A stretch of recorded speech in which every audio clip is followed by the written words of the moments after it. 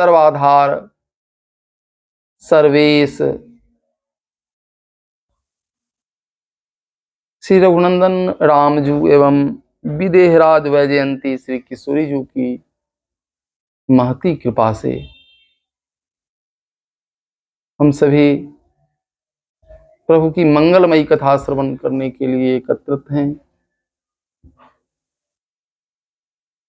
कथा प्रारंभ करने से पूर्व वाणी की पवित्रता, चित्तवृत्तियों के निरोध एवं वक्ता में बोलने एवं श्रोता में समझने की सामर्थ्य आ जाए, इसलिए आगे पीछे के क्रम से प्रभु के मंगल नाम का संकीर्तन करते हैं। तत्पश्चात अपनी छोटी बुद्धि से प्रभु की कथा सुधा सरिता में प्रवेश करेंगे। सीताराम जय सीताराम,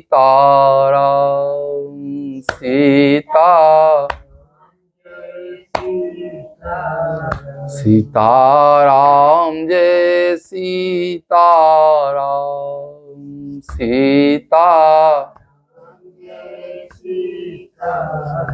सीताराम जय सीताराम। श्री हनुमान जी महाराज की, श्री शंकर भगवान की, श्री गुरुदेव भगवान की, श्री अयोध्या मिथिला धाम की, सब संतन की, सब भक्तन की जय जय सीताराम।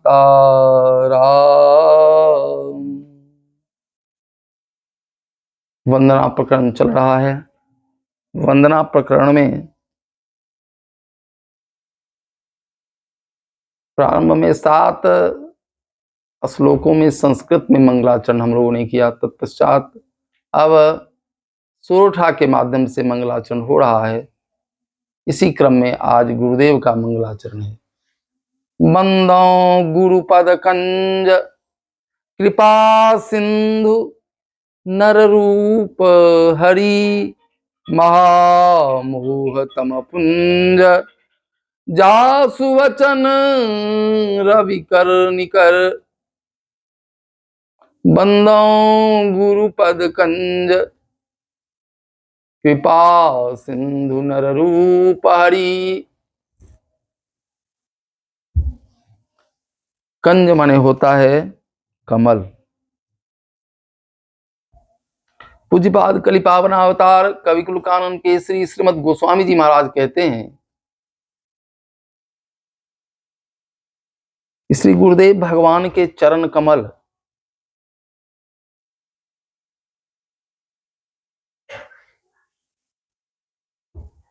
बंदो गुरुपद कंज,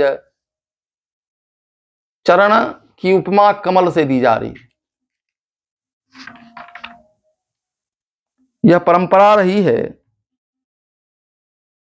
कि भगवान के अंगों की उपमा क्रमशः कमल से दी जाती रही है। जैसे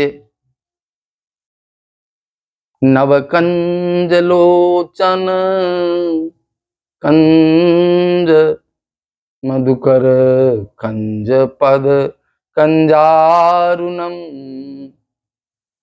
नवकंज लोचन, ठाकुर जी के नेत्र कमल के समान।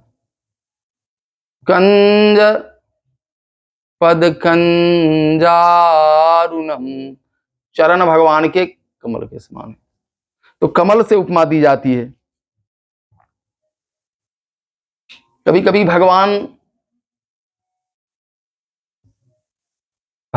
की उपमा कमल आर्द्र होता है तो भगवान करुणामय होते हैं, भगवान भी द्रवित होते हैं। कमल कोमल होता है तो श्री राम जी का शरीर कोमल होता है। इस तरह बहुत सारी उपमाएं कवि देते रहते हैं। कमल के बहुत सारे गुण हैं, इनको जानना चाहिए। कमल के कौन कौन से गुण हैं? कमलम मधुरम वर्ण्यम शीतलम कफ पित्तजित तृष्णा दाहस्र विस्फोट विसर्प विनाशनम। पहला गुण कमल का है कि कमल मधुर होता है। दूसरा गुण है इसका कि यह रंगीन होता है, रंग वाला होता है। तीसरा गुण है शीतल होता है। चौथा, कफ और पित्त का नाश करने वाला होता है। कमल के ये गुण हैं, औषधीय गुण है कमल में, यह कफ पित्त का नाश करने वाला है। इसके बाद प्यास को मिटाने वाला है, दाहास्त्र, विस्फोट, विसर्प विनाश का। इसके बाद चेचक की बीमारी को ठीक करने वाला है और सर्प के विष को भी समन करने वाला है। इतने अधिक कमल के गुण हैं।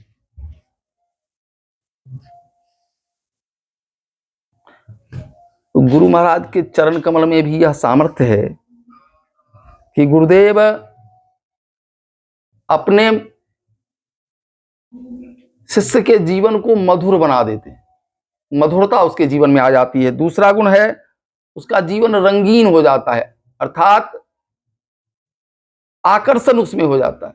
जैसे रंगीन फूल है तो उसमें आकर्षण होता है, हम उसे तोड़ते हैं, भगवान पर चढ़ाते हैं, अच्छा लगता है। इसी तरह भक्त का जीवन रंगीन बनता है और वह रंगीन जीवन दूसरे को प्रभावित करता है। तीसरा गुण शीतल, गुरुदेव की कृपा जिस पर हो जाती है वह उसका जीवन शीतल बन जाता है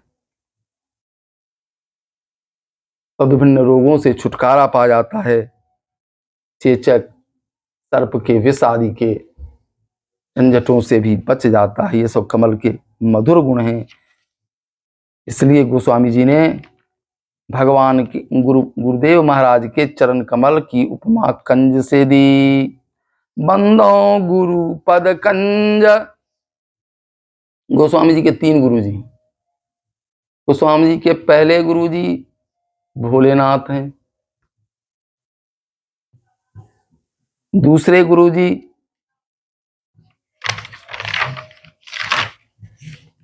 सीताराम जय सीताराम,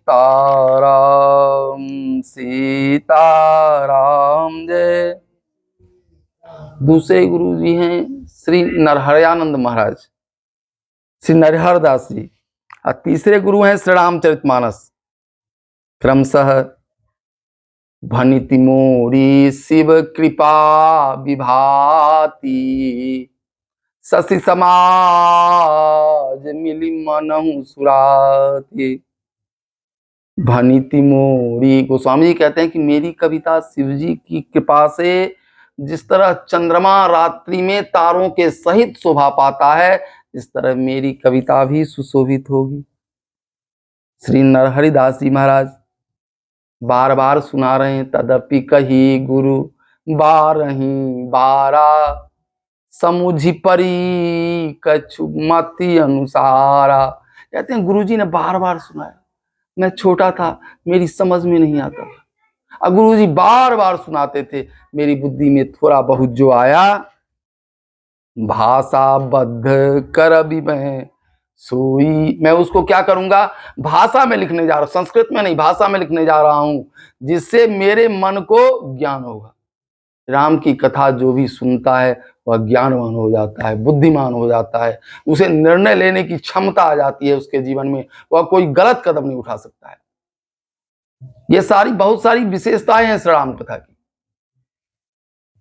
तो गुरुदेव की कृपा हुई तो रामचरितमानस बार बार सुनाया और तब बुद्धि में थोड़ा जो प्रकाश आया, उससे मैंने श्री राम कथा रचना करने की हिम्मत जुटाई। तीसरा गुरु श्री रामचरितमानस है। प्रभु सुजस संगति भनित भली, कोई सुजन मन भावनी। प्रभु सुजस, भगवान के यश की संगति से, संगति जैसा करे संग वैसा चढ़े रंग। सीरियल का संग होगा तो रंग क्या होगा, घर में सास बहू में झगड़ा होगा, ये सीरियल का रंग है। लेकिन राम कथा का रंग क्या है, राम कथा जोड़ती है। राम कथा ने किसको किसको जोड़ा, गुरु जी को जोड़ दिया। विश्वामित्र और वशिष्ठ में कभी पटता नहीं था, दोनों को जोड़ दिया। जनक जी में और महाराज दशरथ में अनबन रहती थी, दोनों को जोड़ दिया। तो राम कथा जोड़ता है, सीरियल तोड़ता है, वो सिखाता है कि कैसे सास से लड़ोगी, कैसे बहू से लड़ोगी। और कैसे पड़ोसन से लड़ोगे, ये सब सिखाता है। सीरियल मात्र यही सिखाता और कुछ नहीं सिखाता। बेचारा क्या करेगा, यही सिखा करके बुद्धिमान बना देता है और लोग उसको सीखने में एकदम परेशान रहते। तो रामचरितमानस गुरु हैं, गोस्वामी जी का गुरु कहते हैं कि राम कथा जो है, भगवान के राम कथा की संगति से मेरी कविता क्या होगी, अच्छी हो जाएगी, इसका सब जगह प्रचार हो जाएगा, सब लोग इस कथा को कहेंगे, सुनेंगे। इस तरह ये राम कथा का आश्रय हो गया। बोलिए सियावर रामचंद्र भगवान की जय। अब कहते हैं कि गुरु के कर्तव्य, शिव जी क्या करेंगे, गुनागार संसार पारम न तो हम, गुरु जी करेंगे कि संसार सागर से पार कर देंगे। नरहरिदास जी क्या करेंगे, गुरु बिनु भाव निधि तरई न कोई, जो बिरंचि शंकर सम होई। तीसरा, राम कथा क्या करेगा, भव सागर चह पार जो पावा, राम कथा ता कहूं दृढ़ नावा। गुरु जी की बड़ी महिमा है। समर्थ गुरु रामदास के विषय में लोग कहते हैं कि शिवाजी जब बहुत चिंतित हो गए तो समर्थ गुरु रामदास ने कहा कि शिवाजी तुम्हारे चिंता का कारण क्या है, बताओ। शिवाजी ने कहा, गुरुदेव मेरी चिंता इस बात की है कि मेरा राज्य का विस्तार इतना हो गया, मेरी प्रजा को भोजन समुचित रूप से मिलेगा कि नहीं, इसी कारण से मैं दुखी रहता हूं। समर्थ गुरु रामदास ने कहा, एक काम करो, सामने देखो बहुत बड़ा पत्थर है, उठा के लिया। बहुत बड़ा पत्थर उठाने के लिए भेजा शिवाजी को। शिवाजी ने उस पत्थर को उठवा के मंगवाया, हथौड़ा से तोड़वाया, और जब हथौड़ा से उसको तोड़ा गया तो उस पत्थर के बीच से एक कीड़ा निकला जिसके मुंह में अन्न का दाना लगा हुआ था। समर्थ गुरु रामदास ने कहा कि बताओ शिवाजी बेटा, ये अन्न का दाना इस कीड़ा को कौन खिला रहा है, क्या तू खिला रहा है? बोले नहीं, मैं तो नहीं खिला रहा हूँ गुरुदेव। तो इसको खिलाने वाला परमात्मा है, परमात्मा ही इसको खिला रहा है। इसी तरह जो भी जगत में जगदीश के द्वारा रचित रचना है, परमात्मा उसकी व्यवस्था करते हैं। तुमको यदि जीवन में चिंता मुक्त होना है तो मैं एक मंत्र देता हूं। हम लोग बहुत चिंतित हो जाते हैं। चिंता मुक्त होने का मंत्र दिया समर्थ गुरु रामदास ने, कहा कि एक काम करो, तुम अपना सारा राज्य मुझको दे दो, संकल्प करो। चल लेकर के संकल्प करा दिया। ओम विष्णु विष्णु रद्य ब्रह्मणो वाहिनी द्वितीय परार्धे श्वेत बारह कल्प। बस मंत्र बोल करके जल छोड़ा गुरुदेव के हाथ में, सारी संपत्ति सारा राज्य गुरु जी का हो गया। बोले कि अब गुरुदेव मुझे क्या करना होगा, क्या मैं सन्यास ले लूं? बोले नहीं, सन्यास तुमको नहीं लेना है, अब मैं तुमको मैनेजर नियुक्त करता हूं। आज से यहाँ की व्यवस्था, तुम एक व्यवस्थापक के रूप में रहोगे और जो लाभ होगा वह मेरा है और जो हानि होगा, लाभ हानि दोनों मेरा होगा। तो मात्र एक व्यवस्थापक मैनेजर के रूप में कार्य करोगे। उस दिन से शिवाजी मैनेजर के रूप में कार्य करने लगे और उसका असली अधिकारी गुरुदेव को मानते थे। उस दिन से वो चिंता मुक्त हो गए। सारी व्यवस्थाएं उसी तरह चलती थी लेकिन चिंता नहीं होती। हम लोग दुखी इसलिए हो जाते हैं कि धन को, जो संपत्ति हमारे पास है उसको अपना मान लेते हैं और वो घटने लगता है तो परेशान हो। अरे संपत्ति का मालिक तो परमात्मा है, वो जब तक उसकी इच्छा है तब तक तुम्हारे पास है, जब उसकी इच्छा नहीं रहेगी तुम्हारे पास से घट जाएगा। भगवान को भूपति कहा जाता है, जमीन के मालिक भी भगवान है। इसलिए जो चिंता मुक्त होना चाहे, एक ही सिद्धांत अपने जीवन में मानना चाहिए कि भगवान ही मेरे मालिक हैं और उनकी ही ये संपत्ति है, मैं उसका मात्र एक व्यवस्थापक हूं। व्यवस्था करना मेरा काम है, लाभ उस परमात्मा का है, हानि उस परमात्मा का है। इस बुद्धि से यदि हम विचार करेंगे तो जीवन में कभी निराश नहीं होना पड़ेगा, उदास नहीं होना पड़ेगा और चिंतित नहीं होना पड़ेगा। सीताराम जय सीताराम, सीता